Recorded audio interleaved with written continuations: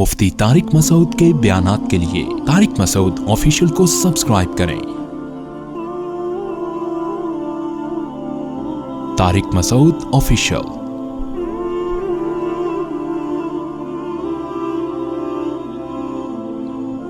ایحسب الانسان ان یترک سدی، کیا انسان یہ سمجھتا ہے کہ اسے یوں ہی چھوڑ دیا جائے گا؟ یوں ہی چھوڑ دیا جائے گا۔ اس آیت میں اللہ تعالیٰ نے انسان کو تنبیہ کی ہے، بتایا ہے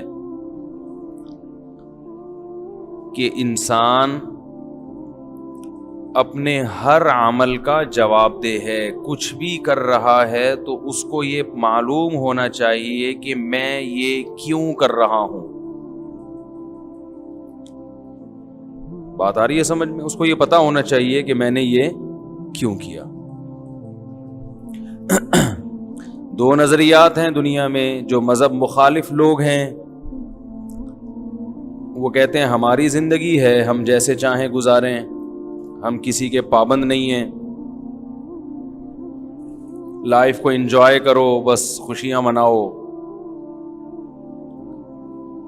لیکن اللہ تعالیٰ نے پیغمبروں کو جو دنیا میں بھیجا اور پھر اپنی آخری کتاب کو نازل کیا، تو اس کا مقصد یہ بتانا ہے کہ تم آزاد نہیں ہو، تم کسی کے غلام ہو،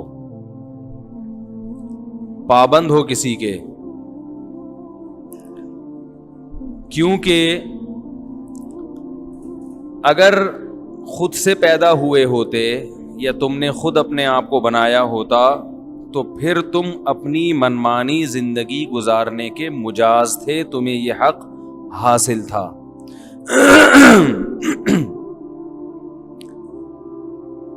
لیکن تم آزاد نہیں ہو اس لیے کہ تم بنے نہیں ہو بلکہ بنائے گئے ہو، کسی نے تمہیں بنایا ہے۔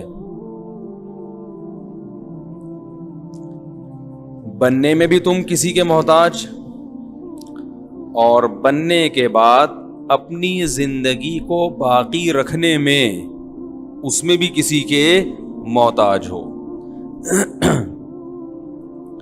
جب تم پیدا ہوئے تھے تو اس اللہ نے ماں کی چھاتیوں میں دودھ پیدا کیا، وہ پیدا نہ کرتا تو تم زندہ نہ رہتے، وہ اپنی قدرت سے کیا اس نے۔ پھر اس نے آسمان سے بارشیں برسائیں، زمین سے طرح طرح کے نباتات پیدا کیے۔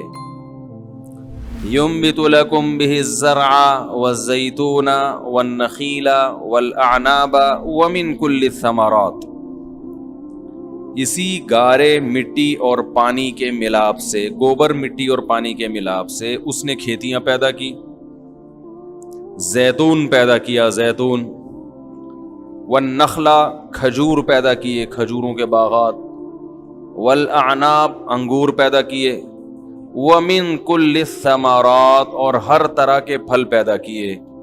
اگر وہ یہ سب چیزیں پیدا نہ کرتا یا کرنا بند کر دے تو ہم زندہ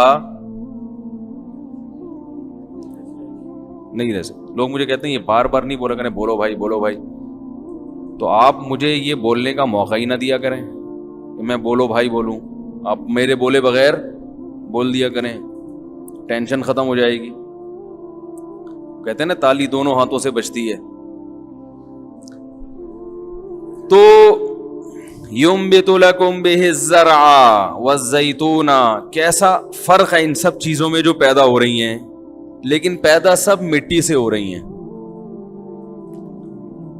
اللہ نے اگر بیج میں ایسے سافٹ ویئر انسٹال نہ کیے ہوتے کہ وہ بیج زمین میں جانے کے بعد تناور درخت بنتا ہے، پھر ہر درخت میں اسی جیسے پھل پیدا ہوتے ہیں، اور پھر ہر پھل میں وہ بیج دوبارہ، وہ پروسیس چل رہا ہے، چلتا چلا جا رہا ہے، چلتا چلا جا رہا ہے۔ تو ہم محتاج ہیں اللہ کے ایک ایک چیز میں۔ کتنی سائنس نے ترقی کر لی، پوری کوشش کر لی کہ اللہ کے مقابلے میں آ کے کھڑے ہو جائیں، مگر اللہ کے مقابلے میں کھڑے نہیں ہو سکتے. وہ سائنسدان خود مر جاتا ہے بیچارہ, ڈاکٹر خود مر جاتا ہے, حکیم خود مر جاتے ہیں. جو لوگوں کو خوشیاں بانٹ رہے ہوتے ہیں وہ ٹینشنوں میں مر جاتے ہیں. نفسیاتی ڈاکٹر جو پاگلوں کا علاج کرتے ہیں بعض دفعہ خود پاگل ہو جاتے ہیں.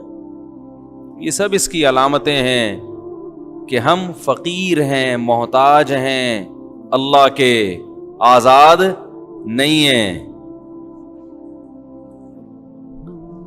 تو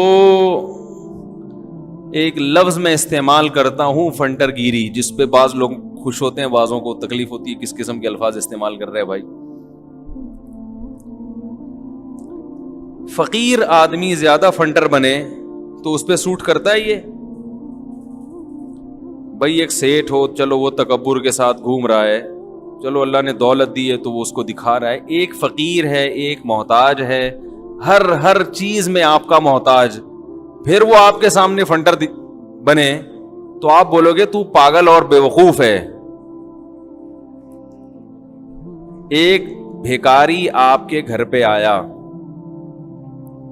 یہ سب باتیں میں اپنے بارے میں اور آپ کے بارے میں, ہم سب ایک ہی جیسے ہیں اس میں.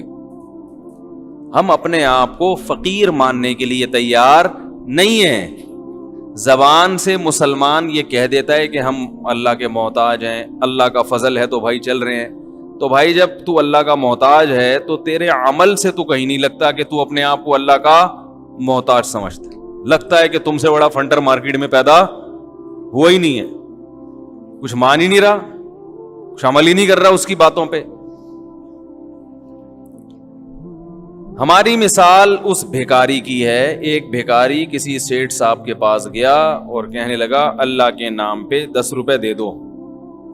10 کا نوٹ بھی لگتا ہے اب ختم ہو جائے گا. ویسے تو 10 کا نوٹ تو میرا خیال ہے ختم ہو گیا نا, نہیں ہوا, ابھی ہونے والا ہے. 5 لاکھ کا نوٹ آئے گا اب انشاءاللہ. معیشت جس سپیڈ کے ساتھ گر رہی ہے, ان قریب 5 لاکھ کا نوٹ آنے والا ہے. تو بھیکاری گیا سیٹھ صاحب کے پاس. سیٹھ صاحب نے اس کو گھر میں بٹھایا, واش روم میں نہلایا. نہلانے کے بعد اس کا دھوتی بنیان لے کے اس کو سوٹ ٹائی وائی پہنا دی, اور پھر وہ بیچارہ پیدل آیا تھا, اس کی ایک کرولا اس کے ہاتھ میں پکڑا دی اور کہا کہ چل اب عیش کر. اب یہ بھیکاری دوسروں کے سامنے تو فنٹر بنے گا, اپنی ٹائی کو صحیح کرتا رہے گا, گاڑی گھماتا رہے گا, لیکن جب یہ سیٹ سامنے آئے گا یا اس کی گلی میں جب یہ بھیکاری آئے گا تو پھر وہاں پر یہ زیادہ فنٹر بننے کی کوشش بولو بھائی نہیں کرے گا. پھر یہ نہیں کہے گا میری ٹائی میری گاڑی ہے بھائی, یہ کریز صحیح کر لوں اپنی. اس سیٹ بولے گا تیری اوقات کیا ہے, کل تو دھوتی چڈی بنیان میں گھوم رہا تھا, یہ تو میں نے تجھے پہنا دی ہے, اور میں اگر ابھی واپس لے لوں تو تیری پھر وہی اوقات ہو جائے گی. تو یہ جو پوری کائنات ہے یہ تو اللہ کی گلیاں ہیں بھائی. سیٹھ کی تو ایک گلی ہوتی ہے, اس کے بعد اس کا روب دبدبا ختم. یہ پوری زمین اللہ کی ہے, ایک ایک چیز اللہ نے ہمیں دے دی, ہر چیز. وَإِن تَعُدُّوا نِعْمَةَ اللَّهِ لَا تُحْصُوهَا. سیٹھ نے تو 4-5 چیزیں دی تھی, ایک گاڑی دی تھی, ایک 3 پیس سوٹ اور ٹائی پکڑا دیا تھا اور نہلا دیا تھا, شیمپو گفٹ کر دیا تھا, اس کے علاوہ کچھ بھی نہیں دیا. اللہ کہتے ہیں تمہارا اپنا کچھ بھی نہیں ہے, ایک چیز بھی ایسی نہیں ہے جو میں یہ کہوں کہ یہ میری ذاتی ہے. سب اللہ کی طرف سے عطا کردہ چیزیں ہیں, سب اللہ کی طرف سے. اور اتنی زیادہ ہیں کہ اللہ کہہ رہے ہیں, اللہ فرماتے ہیں کہ اگر تم ان نعمتوں کو کاغذ قلم لے کے لکھنا شروع کر دو یا شمار کرنا شروع کر دو تو تمہارے بس میں ان کو شمار کرنا نہیں ہے, ممکن نہیں ہے کہ ان کو گنا جا سکے.